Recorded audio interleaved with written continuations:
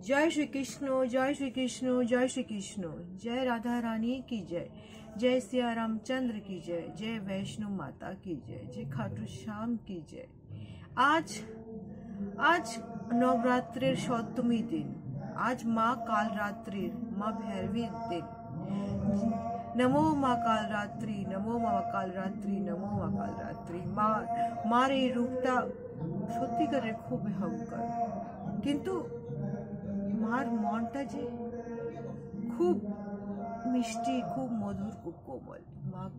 মা কালরাত্রি নমো নমঃ, মা কালরাত্রি নমো নমঃ নাম নিয়ে আজ আমি শ্রীমদ্ ভগবদ গীতার 11তম অধ্যায় বিশ্বরূপ দর্শন যোগ শ্লোক 41 পাঠ করছি। এখানে অর্জুন শ্রীকৃষ্ণকে বলছেন তার বিশ্বরূপ দেখার পরে, সখা ইতিহি মত্বহ প্রসংভং यतः उक्तम हे कृष्णा हे जादवा हे सखे इति अज्ञानतः महिमानः एवः इदं मया प्रमादतः प्रणयेन वा अपि। जय श्री कृष्ण, जय श्री कृष्ण, जय श्री कृष्ण। श्लोक 42। यतः च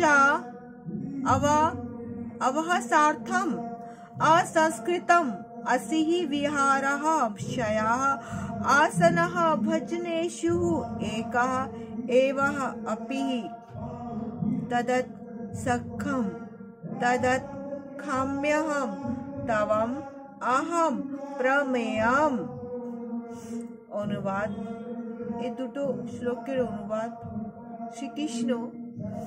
শ্রীকৃষ্ণ সেই মহান, সেই যে অসংখ্য অপরিমিত রূপটা দেখে অর্জুন ভাব বিহ্বল হয়ে বলছেন, তোমার মহিমা না জেনে সখা মনে করে তোমাকে আমি প্রণবভাবে হে কৃষ্ণ, হে যাদবা, হে সখা বলে বহুবার সম্বোধন করেছি, আর এখন তো তুমি আমার রথের সারথি হয়ে এসছো। হে খেবাইয়া, তোমায় আমি প্রণাম করি ঠাকুর।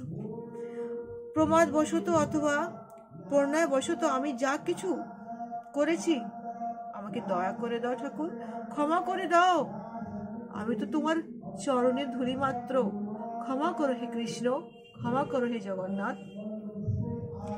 বিহার, শয়ন ও বেশন ভোজনের সম্বন্ধে কখনো একাঙ্কী ভাবে, কখনো বন্ধুদের সম্মুখে আমি তোমাকে যা অসম্মান করেছি, হে ভগবান, হে জগৎপতি, হে পরমেশ্বর, আমার সেই সমস্ত অপরাধের জন্য তোমার কাছে আমি ক্ষমা প্রার্থনা করি হে কৃষ্ণ, ক্ষমা প্রার্থনা করি।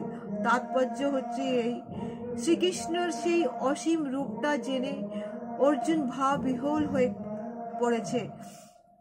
অর্জুন মনে করছে কি আজকে এই মহাভারতের যুদ্ধে, এই যুদ্ধক্ষেত্রে শ্রীকৃষ্ণ ছাড়া আর কেউ নেই। এই যুদ্ধে যদি কেউ পাওয়ারফুল থাকে শুধু একমাত্র শ্রীকৃষ্ণ। আর অর্জুন এটাও জানতে পারছে যার কাছে শ্রীকৃষ্ণ থাকে না, সে কখনো পরাজয় হতেই পারে না। জয় শ্রীকৃষ্ণ, জয় শ্রীকৃষ্ণ, জয় শ্রীকৃষ্ণ। শ্রীকৃষ্ণ এতই করুণাময় যে এই প্রকার ঐশ্বর্য অধিকারী হয়ে তার সত্য অর্জুনের সঙ্গে সে যে বন্ধুত্বের কথা মনে করেছে, বন্ধুত্ব মতো সে রয়েছে। এমন ভগবানের সঙ্গে তার ভক্তের অপ্রাকৃতিক প্রেমের বিনিময় হয়ে থাকে।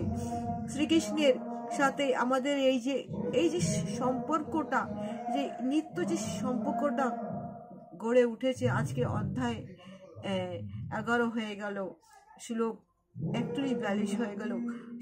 শ্রীকৃষ্ণের সাথে সেই পথ চলার সাথে আমি মনে করি আমরা ভগবানের সেই বিশ্বরূপে বৈভব দর্শন করা সত্ত্বেও আমরা অর্জুনের মতন অতটা না, কিছু তো লাভ করেছি অবশ্যই, সেই কৃষ্ণের লাভ অবশ্যই করেছি। এখানে শ্রীকৃষ্ণ বোঝাচ্ছে জীবনে অর্থ হলো ক্ষতির বেদনা ভুলে সর্বদা নতুন কিছু অর্জন করো। অর্থাৎ হে অর্জুন তুমি যুদ্ধ করো, হে অর্জুন তুমি যুদ্ধ করো, তুমি যুদ্ধ। জয় শ্রীকৃষ্ণ, জয় শ্রী।